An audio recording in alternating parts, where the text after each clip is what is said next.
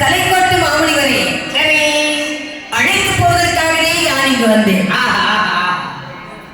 12 வருஷ காலம் மழை இல்லாமல் பஞ்சமாக இருந்த நாடு சரி, ரோமபுர நாடு. அப்பொழுது கலைக்கோட்டு மாமுனிவர் வனத்தில் வாழ்ந்தார்.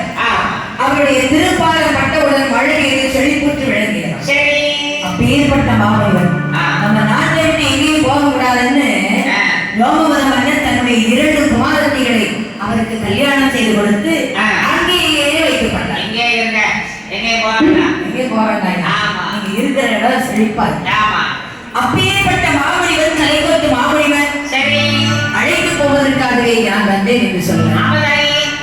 சரி, இப்படி இருக்கும் வேளையில் அந்த கலைக்கோட்டு மாமுனிவரை வருக வருக என்று அன்போடு வரவேற்று வசிஷ்ட மாமுனிவர் சொன்ன சாஸ்திர முறைப்படி ஆகமங்கள் விதிப்புரை ஆகாரியும் காரகவத்தை